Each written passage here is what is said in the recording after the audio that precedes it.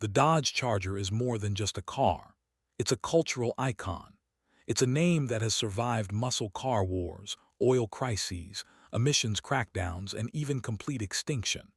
And yet, decade after decade, the Charger has returned, reinvented, and reclaimed its place as one of the most recognizable performance cars in the world.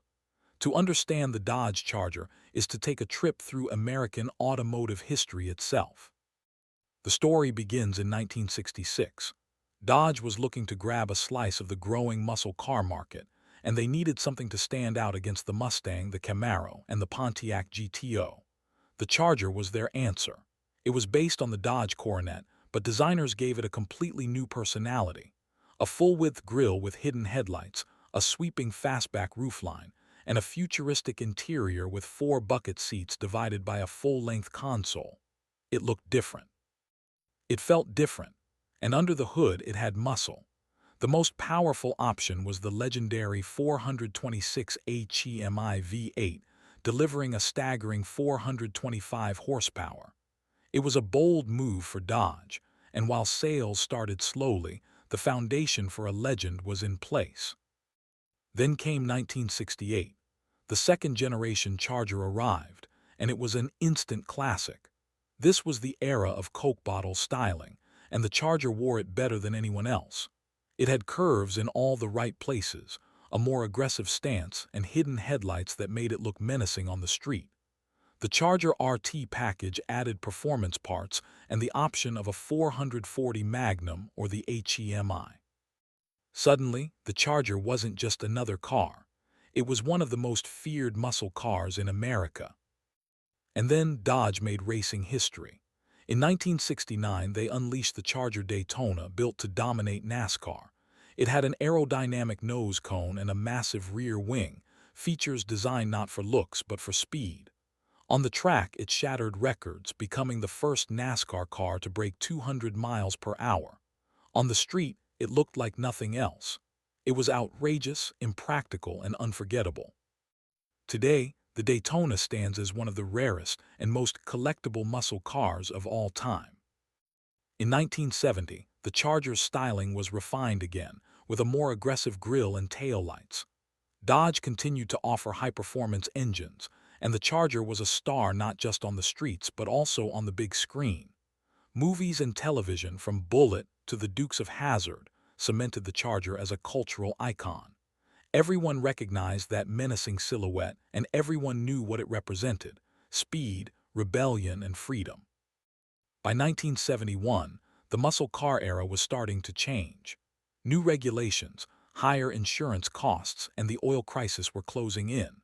The third-generation Charger debuted with a rounder, more luxurious design. Dodge tried to blend performance with comfort. You could still order powerful engines like the 446-pack and the HEMI, but the writing was on the wall. The golden age of big block muscle was fading. By the mid-1970s, the Charger had shifted into the personal luxury segment. It was competing with cars like the Chevrolet Monte Carlo and the Ford Thunderbird. It was bigger, heavier, and focused more on style and features than raw power. Dodge was trying to survive in a tough market, and while the Charger kept its name alive, it wasn't the street warrior it once was. The 1980s brought the most radical change yet.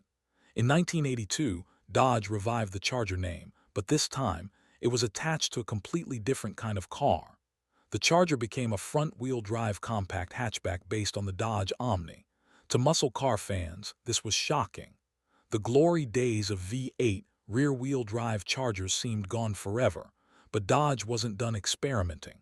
They teamed up with Shelby to inject performance back into the Charger.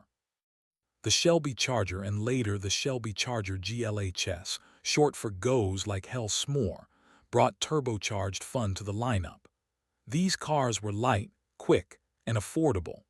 They weren't the muscle monsters of the past, but they gave the Charger name a new identity in the hot hatch era. After 1987, the Charger disappeared once again.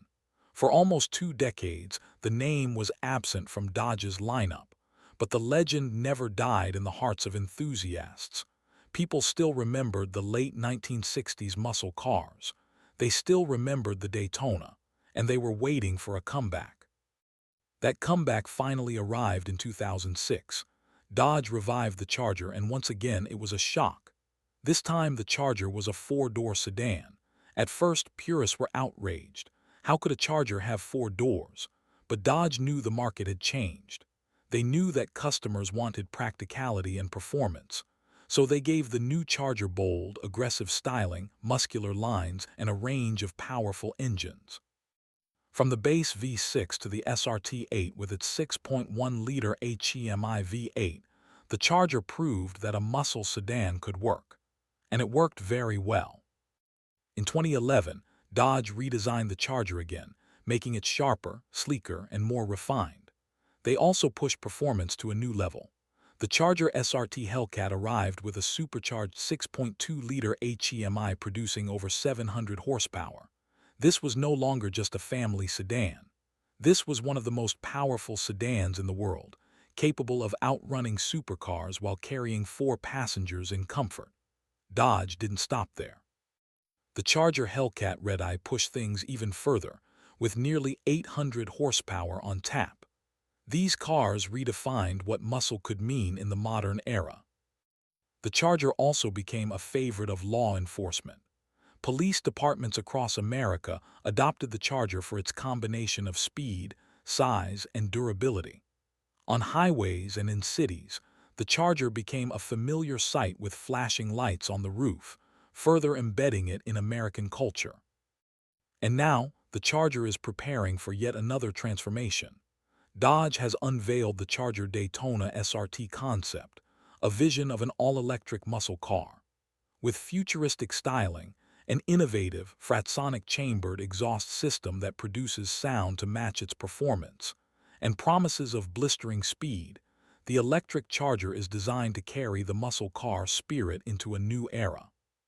Some enthusiasts are skeptical, but Dodge insists that the Charger's identity, bold, aggressive, powerful, will survive even without gasoline. Looking back, the Dodge Charger has lived many lives. It began as a sleek fastback in 1966. It became a NASCAR record breaker in 1969. It adapted into a luxury coupe in the 1970s. It transformed into a turbocharged hatchback in the 1980s. It returned as a modern muscle sedan in the 2000s. And now, it's headed into an electric future. Each generation tells the story of its time, reflecting the challenges and the dreams of the era. Yet through all of these changes, one thing has remained constant. The Charger is about performance, presence, and power. It is about standing out. It is about pushing limits. So what's your favorite Dodge Charger? Do you love the late 1960s muscle machines, the outrageous Daytona, the quirky turbocharged hatchbacks, or the modern-day Hellcats that roar with nearly 800 horsepower? One thing is certain. No matter the generation, the Charger has always been an icon of American performance, and its story is far from over.